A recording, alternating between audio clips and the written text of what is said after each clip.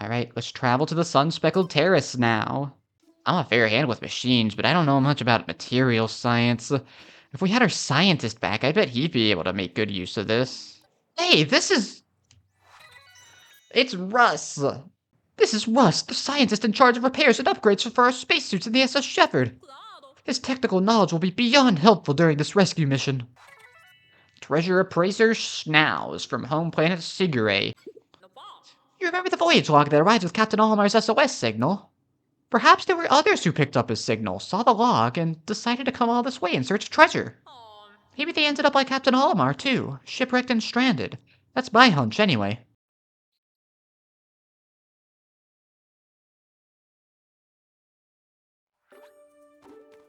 But yeah, you see how we respawn right here instead of all the way back at our base?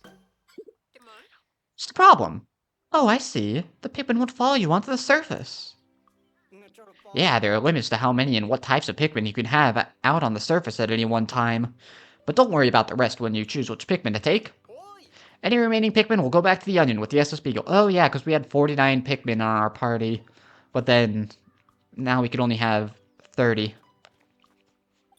Alright, let's select Pikmin.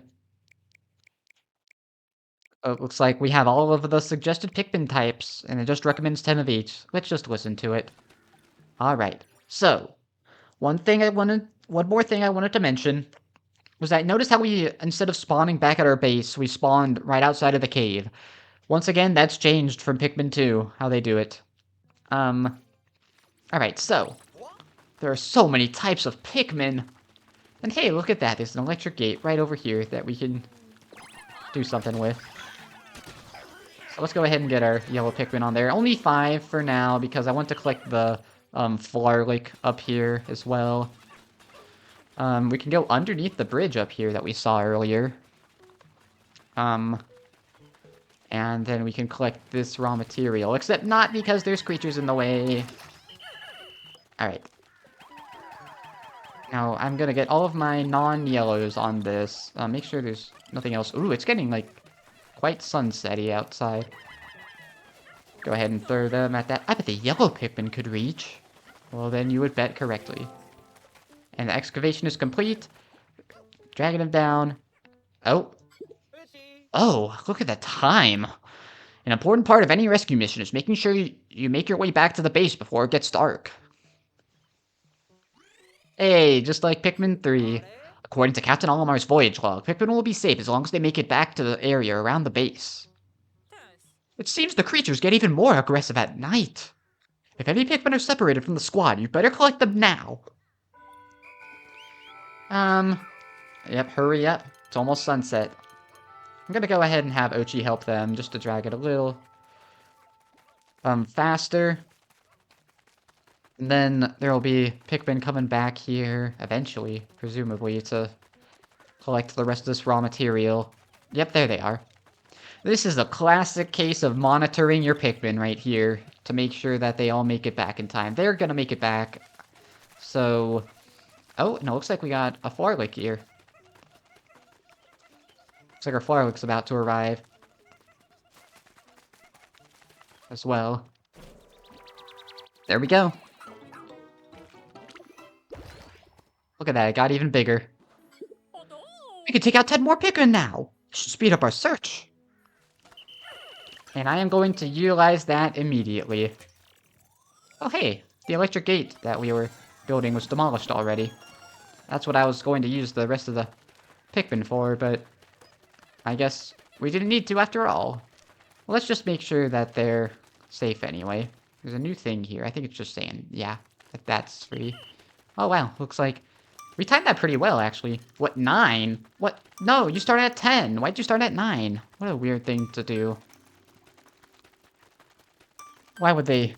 Like, 0 out of 10. They changed such a minor part of the game. Nah, just kidding. Oh man, I meant to talk about something with the Flarlick. Yeah, I guess we can use the end of the day to talk about how people really didn't like the Flarlick mechanic when they first caught wind of it, because they didn't like, being restricted at first. But, hang on.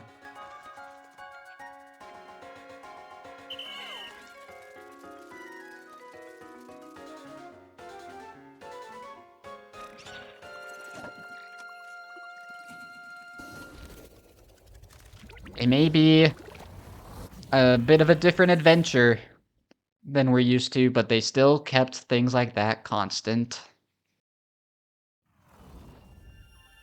Alright.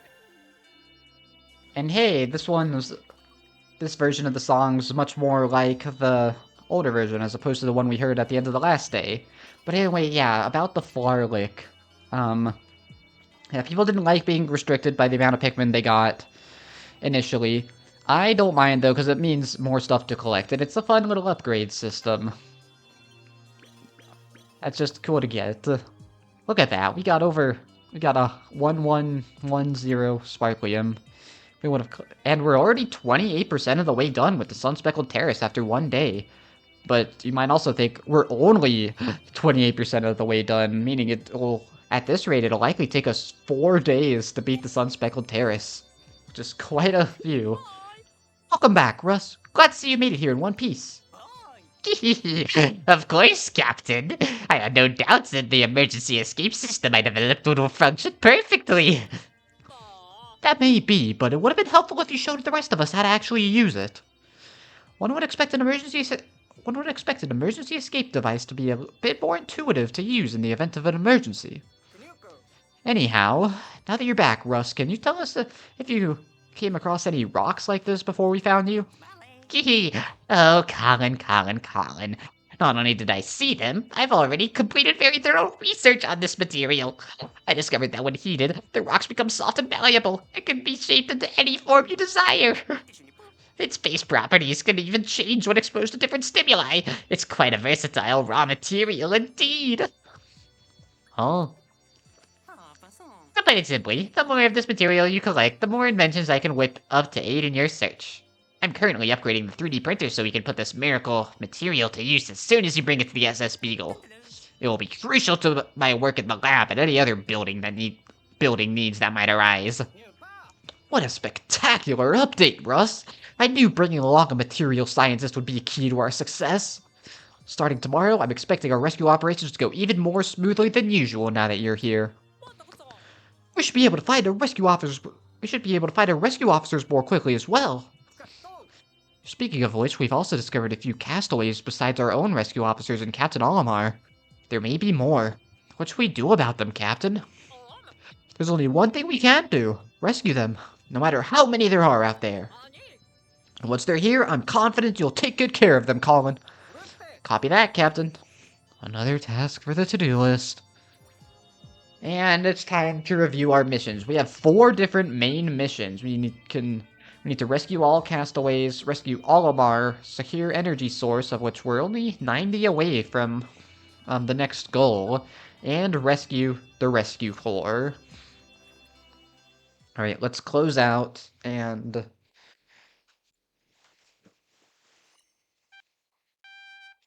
Oh, stuttered a bit there. Hey, look at that. Russ is out as well.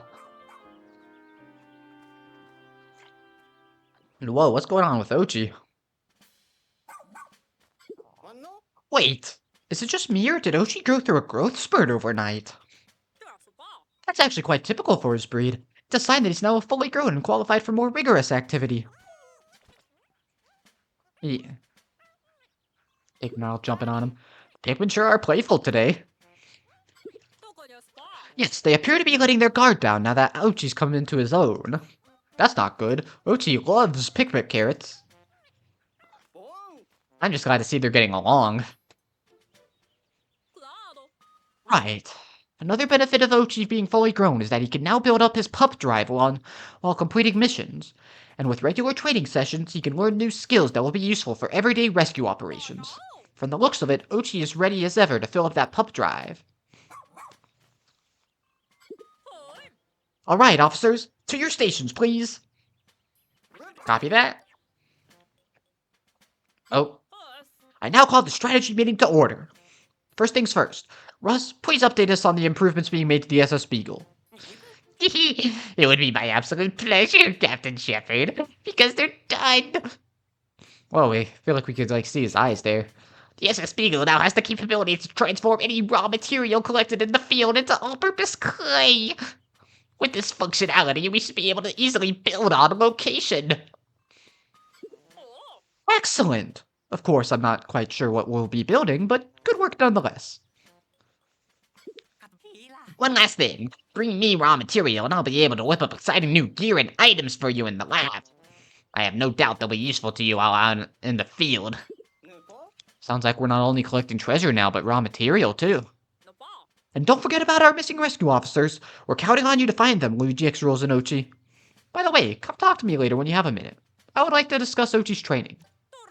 I hereby call this strategy meeting to a close. Copy that. Alright. Don't forget, I need more raw material. Looks like our raw material shows up on the top, as well as, our pup drive. Schnauz would like to speak with you. Alright, so... we're not quite done with the episode yet. I would like to close out every day with, talking around the rescue camp, just so that, that's not, like, bogging down the beginning of the next episode.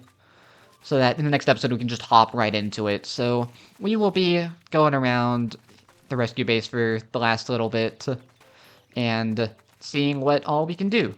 So here's Schnauz. He has plus signs for eyes. Thank you so much for rescuing me the other day. I confess I'm really quite flustered. I only came here because I heard there were rare treasures to be found.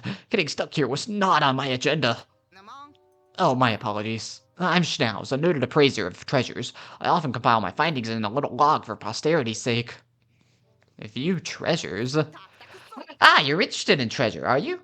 I'd love for you to take a gander at my pride and joy. My treasure catalog. Alas, I lost all my data while I was, well, lost myself.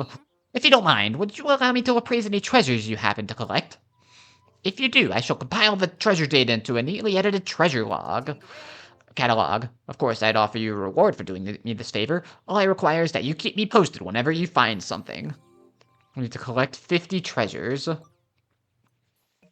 And we can view the treasures we have. We can hover over it. We can press ZR to look at notes about it. And then we can press A to look at it closer. Oh, we can even like truly take a look at it, or we can look at it in its environment. Whoa, what is this huge area that they have here? Interesting. But they have that for every single treasure in the game. They also seem to be grouped somehow. And, like, these three, like, there's only one more in the group. But yeah, this is the treasure catalog. I will not be going over them right now. I think there will be one episode at the end of the series that's just me reading off everything in the treasure catalog. But do drop by anytime you'd like to peruse the treasure catalog. Alright, but we do have a mission there. Oh. And whenever it loads like this, it usually means, yep, gear and skills, new app installed. Looks like this thing is filled out, though, so we don't have to worry about that. We have pup skills of buff, chomp, rush, dig, and command. Much of which are only level 1. We could probably talk to Shepard to get more on that. Also, if we go to missions, we now have side missions. These are missions integral to the story, whereas these are just missions that characters will give us. Presumably, meaning we'll get more. So let's talk to Russ.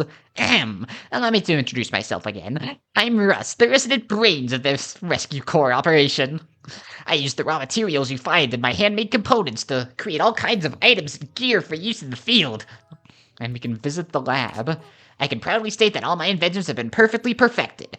You could even say that I have it down to a science!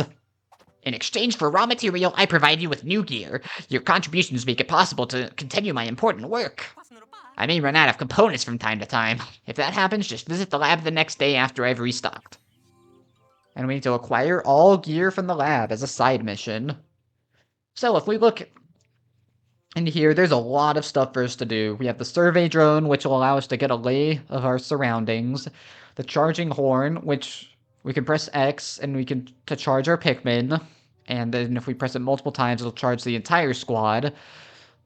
As we can see here. That was them pressing it twice. So we don't have to throw Pikmin individually, which will be nice. We have a treasure gauge, which can sense nearby objects, and that area looks a little different. We have the anti-electrifier, which will make it so that we don't take damage from electricity, and we have one for Ochi so that he doesn't as well. I meant to show this off in the cave that we were in with the electricity, but I didn't have time, that we are not immune to electricity. And we have some more things for fire, made from premium. Jeez Louise, that took a while to load. Wonder what was up with that. And we have the same stuff for fire. We are currently not immune to fire. We don't go, like, crazy. Unlike the other Pikmin, though, we just kind of stand there and take it. Ochi, on the other hand, does go kind of crazy on fire. We also have items. We have the Scrummy Bone, which can heal Ochi when he's injured. But if he's in perfect health, it'll increase his health instead. Looks like we can also use it to, like, lure him to specific spots. Oh yeah, look at that temporary health increase. We have the emergency kit, which will protect you from getting knocked out. And the Pikmin carrot, which paralyzes them when they are eaten. But let's go ahead and pick up a prototype. It's a superfood that replenishes Ochi's HP. Give him lots of these and even more belly rubs. It's the least you can do. We get, every time there's an item here, we get one for free, like the emergency kit. This life-saving kit auto-replenishes your HP. You should always keep one equipped. Then you can focus on rescuing. And then a Pikmin carrot. Toss one of these crunchies to a creature and watch its bitter flavor paralyze them from head to toe. Or tail. There are plenty of Pikmin carrots in the pantry, but some are duds and way too bitter to be considered edible. By us, anyway. But the more you feed the creatures, the longer they'll stay out of your way. I never really used the Pikmin carrots. I'm gonna go ahead and buy a couple. Maybe convince myself to use them. Now, as for the lab, we're going to go ahead and get the drone and the charging horn and the treasure gauge. And electricity seems like it would be a bigger problem, so let's go ahead and get an anti-electrifier. We want some raw material on hand, just so that we can explore with it. I'd love to take this opportunity to teach you how to use my scientific masterpiece, the charging horn. It's actually quite simple. Just press X to blow the horn once and order your Pikmin to charge. If you press X once, only your selected Pikmin or Ochi will charge, but keep pressing X and the entire squad charges. As you can see, this horn is perfect for attacks or transporting objects. You can even call it Dandori Dynamite. Oh. So this seems like an opportune time to teach you how to use items. From hold Y to actions, open your pack with L to the right. You'll find all your items in there, so just pick the one you want to use. Does that carrot look like a Pikmin to you? And we got a new voyage log entry. You may have been noticing, we've been getting a lot of these voyage log entries, depending on different tutorial stuff and simply, like, getting our first pick carrot. Let's go ahead and talk to Shepard to wrap things up, though. Yeah, even though we're out of day 1, we still have so many tutorials. As soon as you two are ready, let's get your training started. Alright, let's train then. Alright, it's time to commence training. The journey will be long and arduous, but I have no doubt you two can handle it. Alright, we need to learn all of Ochi's skills. We already have 5 of them. And we don't know how many there are total. This rescue pup training curriculum has been passed down through many generations. If Ochi's pup drive has built up sufficiently, he can now train and learn new skills without a problem. As for what skills to learn and when to learn them, that depends on the rescue approach you two want to take. Go the buff path if you want to carry heavy things, or the chomp path if taking on creatures is your priority. But keep proper Dandori practices in mind, and think carefully about what will help you carry out your duties efficiently. Alright, so, if you look here, we have buff 1, which allows him to move with the power of 3 Pikmin. If we upgrade it, he can now carry up to 5, and we can do up to 10 with the next upgrade. This game seems to be lagging quite a bit right now. Like, it's taken a while to load these scenes, but anyway, your rescue pup isn't just cute and cuddly. He's protective, too, and can attack valiantly with Chomp. When it comes to sharpening your rescue pup's attack skill, Chomp's journey is a long one, but worth it.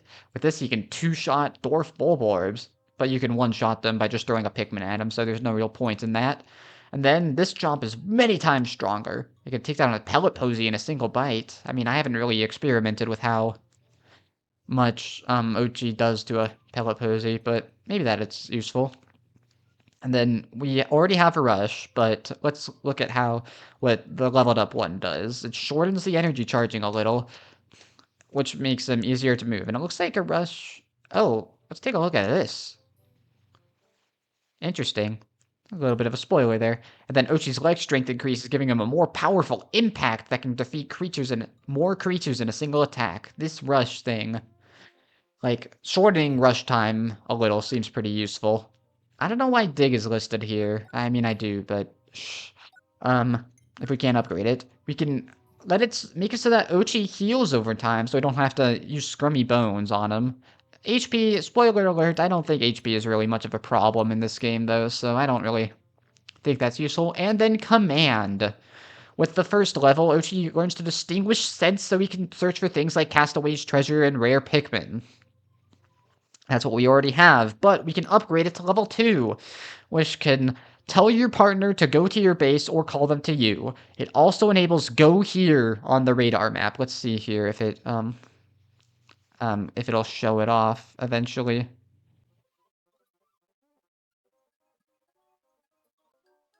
Here we go. We can go to the map and then we can set a go here, and then you can switch. There's a lot of spoilers there, actually, hang on. But, we'll take care of that in the next episode. For now, just know that go here is one of the most useful skills in the game, and I am getting that immediately. But also, there's command level 3 now. If you get lost or just need more of them, you can direct Ochi to gather Pikmin for you when he learns this skill. That doesn't sound too bad. Now, we only have one more pup drive left, so might as well increase Ochi's lifting strength to 5. And now, we got some Scrummy Bones. Going forward, every time you complete training, you'll get a Scrummy Bone. Give it to Ochi as a reward for me. No point now, as I bet you when we take off, his health will reset, but...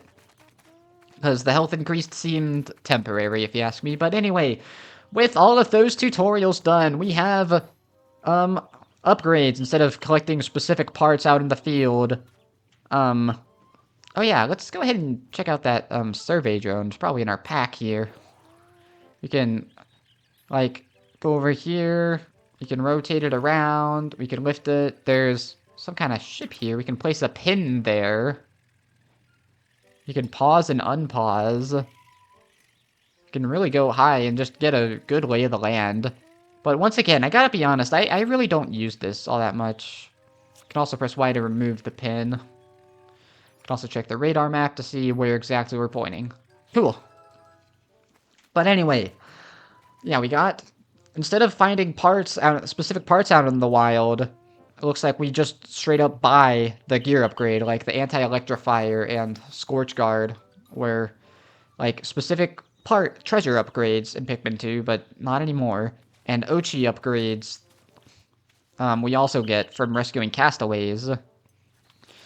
And then we need to collect treasure for this guy. But that should be a good summary of everything that happened in this video. I almost definitely split that into multiple, but you already know what happened there, so I'm not going to talk about it too much. So, I guess in the next episode, we will probably just go back to the Sun-Speckled Terrace and see what we can do now that Ochi's all grown up. Until next time, Luiginoids, goodbye.